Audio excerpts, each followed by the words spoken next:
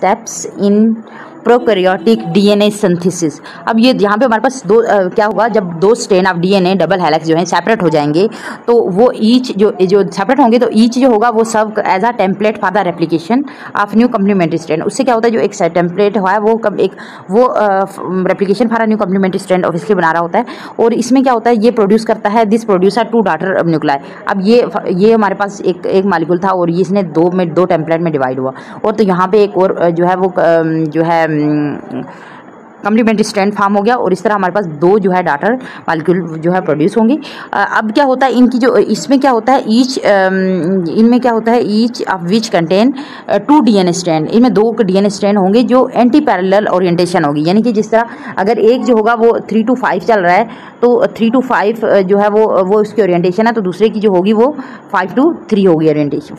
3 to 5 हो जाएगी इसकी ओरिएंटेशन, यानी कि एंटी पैरेलल ओरिएंटेशन हो जाएगी इसकी। इस प्रोसेस को हम this process is called semi conservative replication, क्योंकि इसमें क्या होता है, पेरेंटल जो डुप्लेक्स है वो सेपरेट होता है 2 हाफ्स में, ठीक है। और जो पेरेंट जो स्ट्रैंड है, जो each of the individual parent strand है वो रिमेन इंटैक्ट होगा in one of the 2 new duplex में, क्योंकि 2 डुप्लेक्स अलग अलग बने ना, उनमें एक जो होगा वो इसलिए ओल्ड होगा और एक नया बन रहा है, तो इसलिए उसको कहते हैं हम सेमी कंजर्वेटिव रेप्लिकेशन, ठीक है। अब इसमें क्या होता है, एंजाइम जो इन्वॉल्व हो रहा होता है डीएनए रेप्लिकेशन प्रोसेस में, उसको कहते हैं टेम्पलेट डायरेक्टेड पॉलीमरेज, क्योंकि ये क्या करता है, टेम्पलेट डायरेक्टेड पॉलीमरेज जो है वो डीएनए की रेप्लिकेशन के प्रोसेस में इन्वॉल्व होता है। अब क्या होता है हमारे पास, ये क्या करता है, that can synthesize the complementary sequence of each strand with extraordinary fertility. अब ये एक प्रॉपर तरीके से उसको सिंथेसाइज कर रहा होता है complementary sequence of the each strand को, कि वो ये देखता है कि मतलब एक प्रॉपर तरीके से ही लगे, जैसे थाइमिन है उसके साथ एडिनिन ही रहे, और जो इसकी सीक्वेंस है 5 to 3 या 3 to 5 और एंटी पैरेलल फैशन में ही बरकरार है। अब हमारे पास जो हमें पता है, जो यहाँ पे हम जो प्रोकैरियोट्स में जो स्टडी की हुई है हमने, वो ई कोलाई बैक्टीरियम पे की हुई है। और जब हम क्योंकि इसकी जब हम डीएनए सिंथेसिस इसकी देखते हैं तो वो हमें उसी तरह की होती है जिस तरह उसका सेम मैकेनिज्म होता है, जिस तरह मल्टी सेलुलर हायर ऑर्गेनिज्म जो होते हैं उनकी सिंथेसिस का जो मैकेनिज्म उसी तरह होता है। तो इसका मतलब जो हमारे पास इनिशिएशन ऑफ डीएनए रेप्लिकेशन है वो commits the cell to continue this process until the entire genome has been replicated. जो हमारे पास इनिशिएशन होता है ना, जैसे डीएनए की रेप्लिकेशन, वो सेल में उस वक्त तक कंटिन्यू प्रोसेस होता रहता है जब तक पूरा जीनोम जो है वो रेप्लिकेट नहीं हो जाए उस वक्त तक। देन है इसमें हमारे पास क्योंकि स्टेप्स हैं, तो हमारे पास पहला स्टेप्स जो है इसका कि separation of 2 complementary DNA strand, यानी पहला स्टेप हमारे पास क्या आएगा, फर्स्ट स्टेप ए जो है वो है separation of the 2 complementary strands, जो 2 कम्प्लीमेंट्री स्ट्रैंड्स हैं उनको सेपरेट करना, ठीक है। अब जब भी हम in order for the 2 strand of the parental double helix DNA to be replicated, first क्या होगा, सबसे पहले वो सेपरेट होंगे, यानी मेल्ट होंगे ओवर द स्मॉल रीजन, क्योंकि जो पॉलीमरेज जो है वो यूज़ हो रहा होता है only single standard DNA as a template के तौर पे, ठीक है। अब जो हमारे पास, क्योंकि इसलिए ये जो सेपरेशन होगी ना, तो जो हमारे पास जो पॉलीमरेज है वो किस पे एक्ट करेगा, ओनली सिंगल स्टैंडर्ड डीएनए पे यूज़ करेगा एज ए टेम्पलेट के तौर पे। अब हमारे पास जो है प्रोकैरियोटिक ऑर्गेनिज्म जो हैं उनमें क्या होता है, डीएनए रेप्लिकेशन जो है वो बिगिन हो रही होती है at the single unique nucleotide sequence में, और जो सीक्वेंस में साइट वो जो जिस जगह पे हो रहा होता है उसको कहते हैं ओरिजिन ऑफ रेप्लिकेशन, ठीक हो गया, सिंगल यूनिक न्यूक्लियोटाइड सीक्वेंस में, और वो जो साइट है उसको साइट जो उसको कहेंगे ओरिजिन ऑफ रेप्लिकेशन। अब क्योंकि this is refer as a consensus sequence, और क्योंकि यहाँ पे ऑर्डर ऑफ न्यूक्लियोटाइड जो है वो एसेंशियल होता है, essentially the same at the each site, ठीक है। और ये साइट जो है जो इसमें इंक्लूड होते हैं short sequence composed almost exclusive of at 80 base pair that facilitate the melting. और जो वो कहाँ पे हो रही होती है, 80 बेस जो पेयर है वहाँ पे जो है ये स्टार्ट हो रही होती है मेल्टिंग। और इन यूकैरियोट्स में क्या होता है, जो रेप्लिकेशन है वो मल्टीपल साइट्स में होगी along with the DNA helix. और इसमें क्या होता है, मल्टीपल ओरिजिन होगा रेप्लिकेशन का, उसकी वजह से जो वो प्रोवाइड कर रहा होता है mechanism of rapidly replicating the greater length of the eukaryotic DNA molecule. अब जो हमारे पास प्रोकैरियोटिक होता है एक ही जगह से जो है एक ही सिंगल जो है वो रेप्लिकेशन एक सिंगल जगह से हो रही होती है, ठीक है। और इसको हम यूनिक न्यूक्लियोटाइड सीक्वेंस कहेंगे, और उसको जो ओरिजिन ऑफ रेप्लिकेशन होगी। बट इसमें यहाँ पे हमारे पास यूकैरियोटिक्स में क्या होता है, मल्टीपल ओरिजिन रेप्लिकेशन हो रही होती है। अब फॉर्मेशन ऑफ द रेप्लिकेशन अब हाँ ये इसकी हम इमेज बता लेते हैं, ये वाली है। यहाँ पे आप देखो origin of replication, for example यहाँ पे जो है 80 रीजन पे जो है हमारे पास रेप्लिकेशन हुई, तो यहाँ पे जो है ये एक स्पेसिफिक एक जगह पे रेप्लिकेशन होगी, किन में? प्रोकैरियोट्स में। अब ये हमारे पास यूकैरियोट्स में, ठीक है। अब यहाँ पे क्या है, ये यहाँ पे क्या होगा, यहाँ पे स्टार्ट हो जाएगी क्या रेप्लिकेशन, और अब यहाँ पे देख रहे हो यहाँ पे इस जगह पे भी रेप्लिकेशन, यहाँ पे भी, यहाँ पे भी, यहाँ पे भी, यानी एकदम से जो है ये रेप्लिकेट हो जाएगा, ये पूरा मल्टीपल ओरिजिन ऑफ रेप्लिकेशन इसको कहेंगे। अब हमारे पास जो है वो फॉर्मेशन ऑफ रेप्लिकेशन फॉक, जो रेप्लिकेशन फॉक है वो किस तरह फॉर्मेशन होता है, ये हमारे पास दूसरा स्टेप है जिसमें फॉर्मेशन ऑफ रेप्लिकेशन फॉक होता है। क्योंकि अब क्या होता है, एट दी टू स्ट्रैंड जो है वो अनवाइंड हो जाएंगे, ऑब्वियसली जैसे ये 2 स्ट्रैंड है, ये अनवाइंड हो गए, एक इधर गया एक इधर गया, ठीक हो गया, ये सेपरेट होंगे और they form a V where the active synthesis occur, ये क्या कर रहे होते हैं, वी फॉर्म कर रहे होते हैं ये स्पेसिफिक जगह पे, ठीक है। अब क्या होता है, इस रीजन को हम कहते हैं रेप्लिकेशन फॉक, और यहाँ पे क्या होता है, it move along the DNA molecule as synthesis occur, ये मूव कर रही होती है जैसे ही डीएनए की सिंथेसिस अगर हो रही है, तो मतलब जितनी आगे जा रहा है तो आगे जाएगा, ठीक है। अब क्या होगा, replication of double stranded DNA जो होता है वो बाई डायरेक्शनल होता है, और इसमें क्या होता है, जो रेप्लिकेशन फॉक जो है वो मूव होता है अपोजिट डायरेक्शन में फ्रॉम द ओरिजिन, और ये क्या कर रहा होता है, जनरेट कर रहा होता है बबल्स, ठीक है। अब यहाँ पे आप देखते हो, ये देखो यहाँ पे आप देख रहे हो, यहाँ पे ये क्या है, एक रेप्लिकेशन, ये local opening of the double helix, ये इन्होंने बताया हुआ है, और यहाँ पे लोकल ओपनिंग हो जाएगी, यहाँ पे भी लोकल ओपनिंग हो जाएगी, और यहाँ पे जो है इन्होंने क्या किया, रेप्लिकेशन फॉक फॉर्म होगी, ये देखो यहाँ पे जो है रेप्लिकेशन फॉक है, यहाँ पे क्या होगा, रेप्लिकेशन हो जाएगी, ठीक है, जैसे ये है, और ये रेप्लिकेशन जो होती है बाई डायरेक्शनल होती है, ये यहाँ पे इधर जा रहा है और ये यहाँ से इधर जा रहा है, बाई डायरेक्शनल है, ठीक है।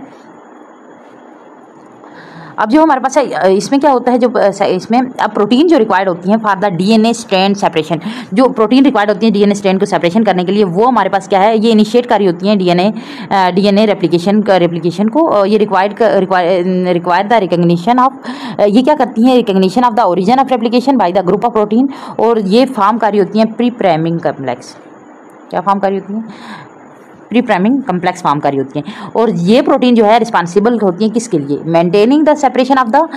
पेरेंटल स्ट्रैंड, और अनवाइंडिंग द डबल हेलिक्स को अनवाइंडिंग के लिए कर रही होती हैं head of the advancing replication fork. और ये प्रोटीन जो है कौन कौन सी होंगी हमारे पास, एक है पहली है हमारे पास, पहली प्रोटीन जो है डीएनए प्रोटीन जो है वो बेंड होती है to a specific nucleotide sequence के साथ at the origin of replication, एक स्पेसिफिक न्यूक्लियोटाइड के साथ क्या होगी, वो बन जाएगी, और जो जहाँ पे रेप्लिकेशन की ओरिजिन है वहाँ पे, और ये क्या करेगी, ये काज करेगी शॉर्ट और टेंडमली अरेंज होगी, यानी कि ये क्या होगी, ये शॉर्ट होगी और टेंडमली अरेंज होगी, ठीक है। अच्छा अब क्या होता है इसमें, अब जो 80 रिच रीजन है जहाँ पे ओरिजिन टू मेल्ट, यानी जिस जगह पे स्टार्टिंग हो रही है, तो मेल्टिंग जो होती है वो हमें पता है एटीपी डिपेंडेंट होती है। अब इसकी वजह से क्योंकि एटीपी यूज़ होगी, यूटिलाइज होगी, तो उसकी वजह से स्ट्रैंड जो है सेपरेट होगा with the formation of localize region of the, अब क्या होगा वहाँ पे जो डबल स्टैंडर्ड डीएनए था ना, वो क्या होगा, region of the single standard DNA form जो है वो फॉर्मेशन हो जाएगी, क्योंकि उसने सेपरेट कर दिया ना दो चीज़ों को। अब यहाँ पे आप देख रहे हो, यहाँ पे बाई डायरेक्शनल है, तो यहाँ पे जो है वो अलग अलग हो गई सिंगल स्टैंडर्ड।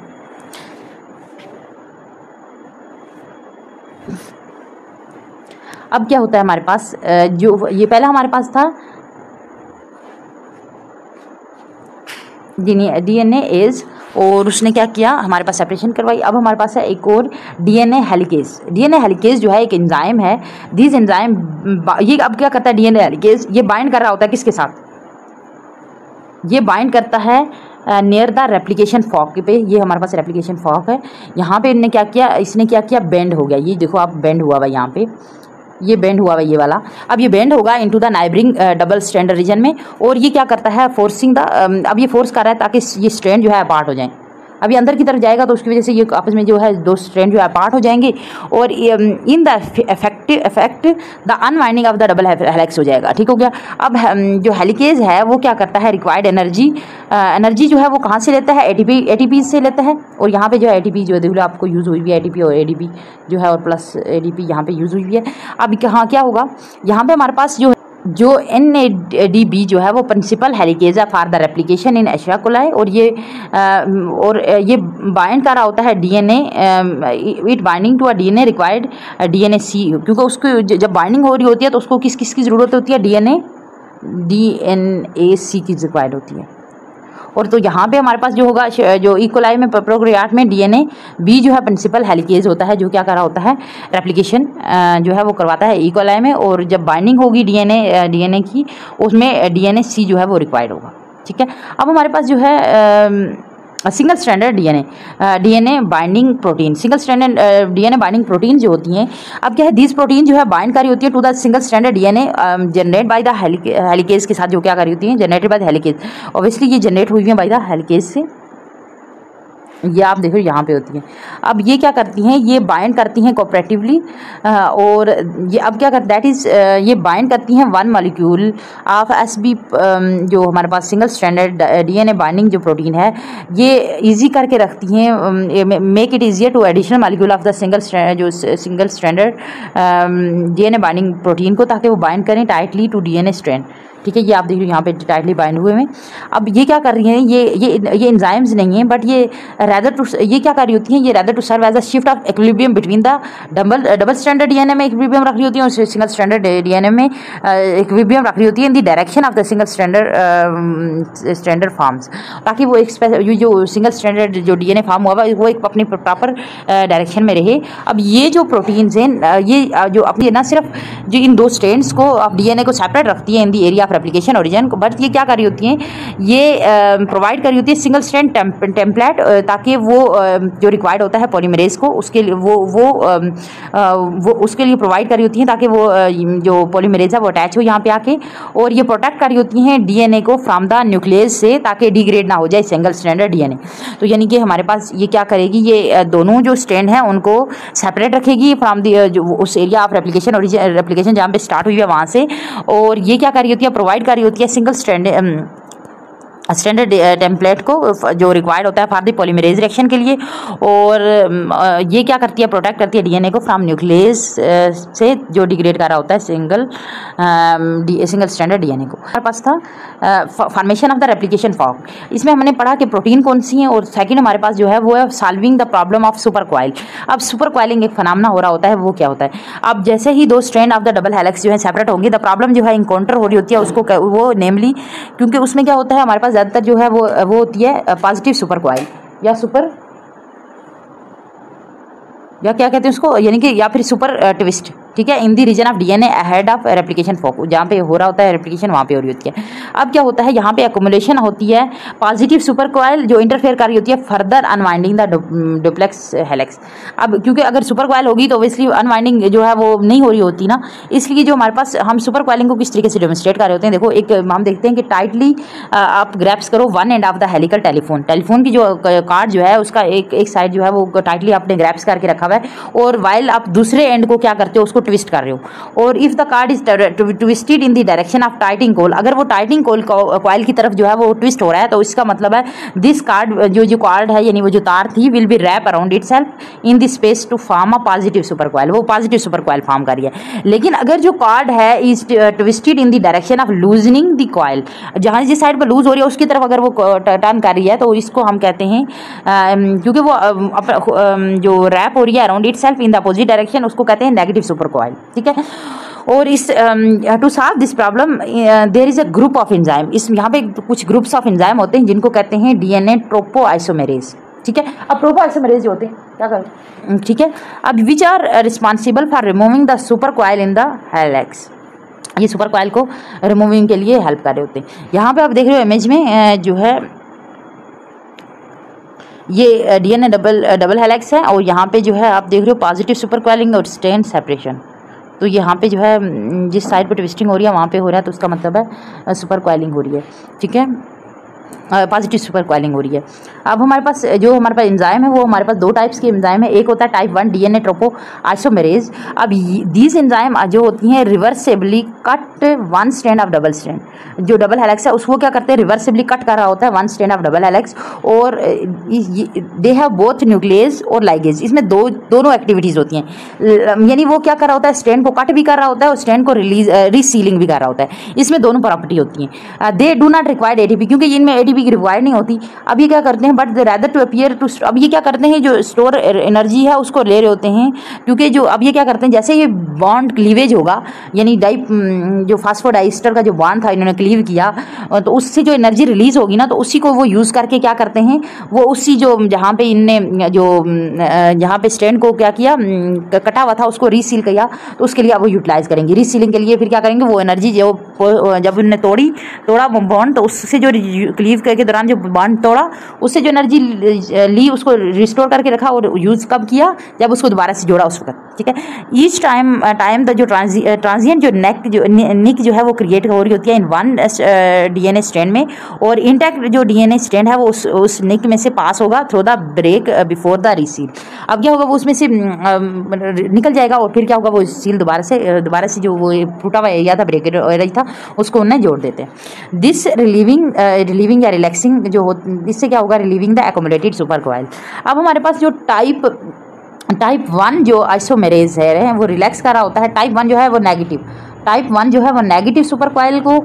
रिलैक्स कर रहा होता है, जिस that is those that contain a few turn the helix than the relaxed DNA in equally. और जो हमारे पास in both positive and negative super coil जो हैं इन यूकैरियोट्स। अब इसमें क्या होता है, इसमें फ्यूअर भी हो सकते हैं और मोर टर्म में होते हैं एलेक्स में देन रिलैक्स डीएनए की। ठीक है, अब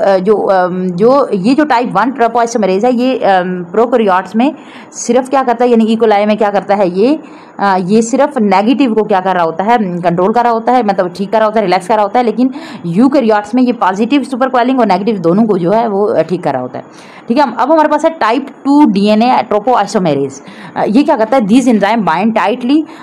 बाइंड कर रहे होते हैं to the DNA double helix, और मेक कर रहे होते हैं ट्रांजिएंट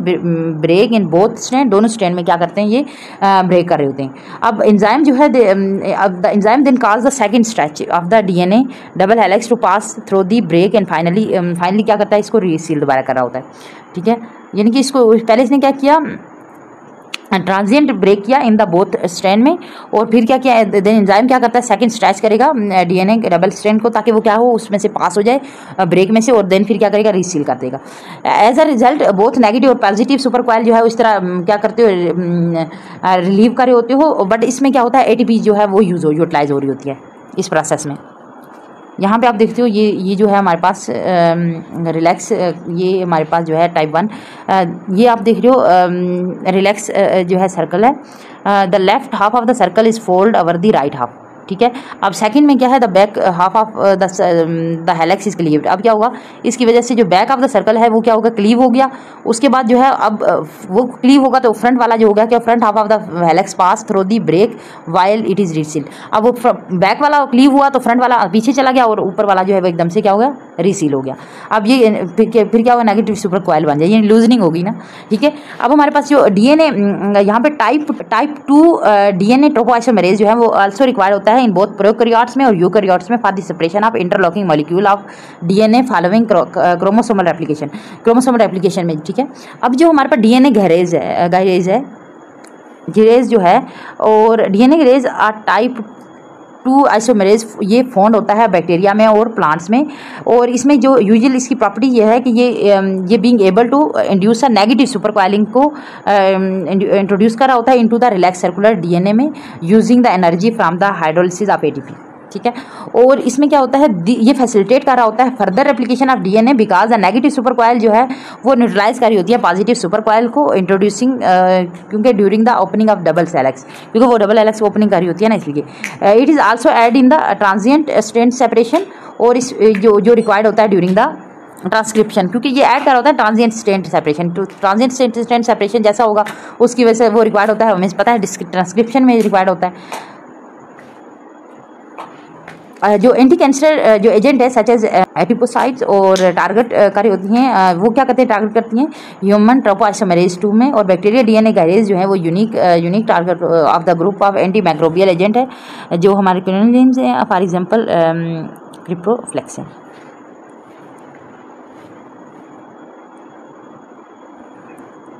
अच्छा, देन है हमारे पास थर्ड जो हमारे पास स्टेप है वो है हमारे पास डायरेक्शन ऑफ डीएनए रेप्लिकेशन। अब डायरेक्शन ऑफ डीएनए रेप्लिकेशन किस तरह होगी? अब डीएनए पॉलीमरेज जो है वो रिस्पॉन्सिबल होता है for copying the DNA template, क्योंकि वो इसलिए टेम्पलेट की कॉपी बनाएगा। Are not only able to read the parental nucleotide sequence, वो ना सिर्फ न्यूक्लियोटाइड सीक्वेंस को रीड कर रहा होता है बल्कि उसको एक प्रॉपर जो डायरेक्शन जो थी 3 to 5 जो डायरेक्शन थी वो उस तरीके से कर रहा होता है। और वो जब नया जो डीएनए स्ट्रैंड फॉर्म करेगा वो क्या करेगा, वो एंटी पैरेलल डायरेक्शन में फॉर्म करेगा। अगर पहले 3 to 5 था तो वो क्या करेगा 5 to 3 वाला फॉर्म करेगा, ठीक है, एंटी पैरेलल फैशन डायरेक्शन में, ठीक है।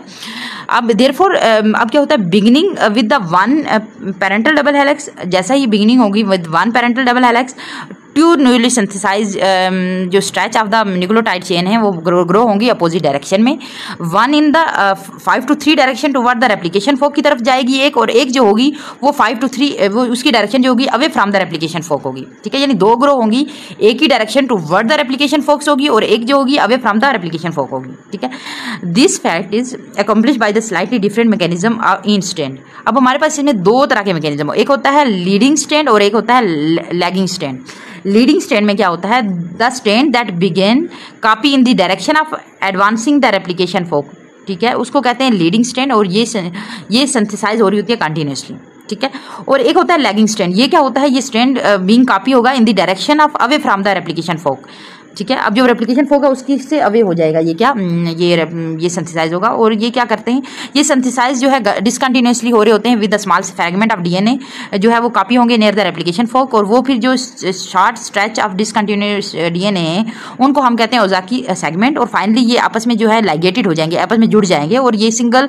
कंटिन्यूस स्ट्रैंड बना देते हैं। और ये जो हमारे पास the new strand of DNA produce by the mechanism term as lagging strand, ठीक है। अब यहाँ पे आप देख रहे हो ये हमारे पास ओरिजिन ऑफ रेप्लिकेशन, ये हमारे पास ओरिजिन ऑफ रेप्लिकेशन है। तो हमारे पास जो है रेप्लिकेशन ये फॉक वन है, ठीक है। एक जो है जो हमारे पास टूवर्ड द रेप्लिकेशन स्टैंड आएगा वो हमारे पास जो है वो है लीडिंग स्टैंड, और जो अवे फ्रॉम द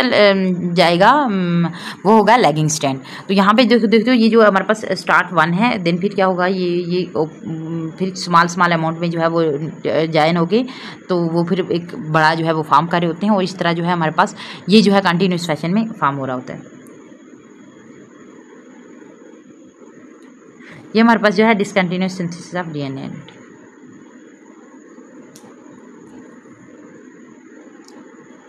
अब देखो ना, एक फॉर्म हो रहा है 5 to 3 और ये हो रहा है ये 5 to 3 और ये हो रहा है अपोजिट डायरेक्शन 3 to 5, ठीक है। यानी कि अपोजिट ये अपोजिट हो रहा है, ये अपोजिट हो रहा है, ठीक है। ये इधर जा रहा है, ये इधर जा रहा है, यानी कि एंटी पैरेलल फैशन में फॉर्म हो रहे हैं। अब नेक्स्ट हमारे पास जो है डीएनए प्राइमर। डीएनए प्राइमर क्या है, डीएनए प्राइमर जो है हमारे पास 4 पॉइंट जो है, 4th इंपॉर्टेंट है DNA primer, 4th step of the prokaryotic DNA synthesis का। डीएनए पॉलीमरेज जो है can not initiate the synthesis of complementary strand of DNA, ये इनिशिएट नहीं कर रहा होता क्योंकि on a total single stranded template, total single template में नहीं कर रहे होते, rather they required RNA primer की जरूरत होती है इनको। In short double standard region जो है वो कंसिस्टिंग आरएनए बेस पेयर उसमें होती है टू द आरएनए टेम्पलेट, और ये फ्री होता है hydroxyl group on the third primer end of the RNA strand के साथ फ्री होता है। और यहाँ पे हाइड्रोक्सिल ग्रुप जो होता है वो सर्व कर रहा होता है as the first acceptor of the deoxy nucleotide by the action of DNA polymerase. और जिस तरीके से हमारे पास ग्लाइकोजन सिंथेसिस में प्राइमर की रिक्वायरमेंट होती है, इस तरह इसमें भी है, ठीक है। अब यहाँ पे देखते हो ये आरएनए पॉलीमरेज है और ये डीएनए पॉलीमरेज है, और ये जो है एंटरिंग द डीऑक्सीराइबोन्यूक्लियोटाइड, और ये हमारे पास न्यूली फॉर्म किया हुआ इसने फास्फोडाइस्टर बॉन्ड, ठीक है। अब जो हमारे पास प्राइमरेज हैं, स्पेसिफिक आरएनए पॉलीमरेज जो हैं वो कहलाते हैं प्राइमरेज, क्योंकि डीएनए जी जो है ना, डीएनए जी जो है वो हमारे पास प्राइमरीज हैं। ये synthesise the short stretch of RNA, ये शॉर्ट स्ट्रेच ऑफ आरएनए जो है वो अप्रोक्सीमेटली 10 न्यूक्लियोटाइड लॉन्ग होते हैं, और ये दैट आर कम्प्लीमेंट्री होते हैं और एंटी पैरेलल होते हैं टू द डीएनए टेम्पलेट के। और अब क्या होगा, जो जैसा ही डीएनए जो हाइब्रिड जो डिप्लेक्स है in the resulting hybrid diplex जो जैसे ही ये उसके साथ मिल रहा होता है ना, तो जो यूरेल सेल है इन द आरएनए पेयर वो ज्वाइन करेगा एडेनिन ऑफ द डीएनए, ठीक है। और फिर क्या होगा, यूरेसिल जो है वो एडेनिन ऑफ द उसके साथ जो है करेगा। इसके इस तरह क्या होगा, दीज शॉर्ट आरएनए सीक्वेंस जो है कंटिन्यूसली बीइंग सिंथेसाइज होगा एट दी रेप्लिकेशन फॉर्क में, कहाँ पे, ऑन दी लॉगिंग स्ट्रैंड पे। बट ऑनली जो आरएनए सीक्वेंस है वो ओरिजिन हो रहा होता है, लेकिन ऑनली वन, जो एक ही सिर्फ आरएनए सीक्वेंस जो है ओरिजिन हो रहा होता है रेप्लिकेशन, सिर्फ लीडिंग स्ट्रैंड में जो है एक ही होता है। लेकिन जो लैंडिंग स्ट्रैंड है उसमें मल्टीपल होते हैं। जो हमारे पास पॉलीमर है ना, पॉलीमर, वो लीडिंग एंड में एक होता है और जो लैगिंग एंड है उसमें ज़्यादा होता है। The separate for the process of 5 ribonucleoside triphosphate and the pyrophosphate, ये रिलीज कर रहे होते हैं ईच राइबोन्यूक्लियोसाइड मोनोफॉस्फेट को in added through the formation of 3 to 5 phosphodiester bond. अब जो आरएनए जो प्राइमरेज है वो लेटर रिमूव हो रहा होता है उसमें बाद में, ठीक है। और देन हमारे पास जो प्राइमरेज जो है वो ऑब्वियसली ये हमारे पास रिमूव होगा। देना हमारे पास सेकंड प्राइमोसोम जो है addition the primase, in addition of the primase ये क्या कन्वर्ट करा होता है pre priming complex of protein जो रिक्वायर्ड होती है डीएनए स्ट्रैंड सेपरेशन के लिए टू द प्री प्राइमोसोम। और जो प्राइमोसोम जो है वो मेक कर रहे होते हैं RNA primer make the RNA primer जो रिक्वायर्ड होता है for the leading strand synthesis करिए, ताकि और इनिशिएट कर रहा होता है जाकि फ्रेगमेंटेशन और in the leading strand synthesis में। जैसा ही डीएनए सिंथेसाइज होगा, द डायरेक्शन ऑफ सिंथेसिस जो होगी प्राइमर की वो होगी 5 to 3, ठीक है। ये अभी हम देखते हैं, ये हमारे पास देखें, हमारे पास ये है image elongation of the leading and lagging segment. ये हमारे पास ये यहाँ पे आप देख रहे हो, यहाँ पे डीएनए हेलिक्स ने यहाँ पे जो है वो सेपरेट कर रहा है इसको। ये हमारे पास एक स्ट्रैंड है, एक ये हमारे पास स्ट्रैंड है। ये हमारे पास जो स्ट्रैंड है ये है लीडिंग स्ट्रैंड जो है, ये क्या हो रहा होता है, ये टुवर्ड द बाइंडिंग हो रही होती है टुवर्ड द स्प्लिटिंग एंड, और ये away from the splitting and जा रहा होता है। और यहाँ पे आप देख रहे हो, यहाँ पे जो डीएनए, ये हमारे पास डीएनए पॉलीमरेज है, single stranded DNA binding protein है, डीएनए हेलिक्स है। और ये हमारे पास प्राइमर्स हैं। प्राइमर्स हमारे पास मल्टीपल प्राइमर्स, जो आरएनए प्राइमर्स जो हैं वो हमारे पास मल्टीपल होते हैं for the logging strand template के लिए, और जो आरएनए प्राइमर 1 होता है किसके लिए, लीडिंग स्ट्रैंड टेम्पलेट के लिए, ठीक है। और प्राइमरेज जो है वो क्या कर रहा होता है, इनिशिएट कर रहा होता है फॉर दी ये इसको, ताकि ये सिंथेसाइज करें डीएनए को।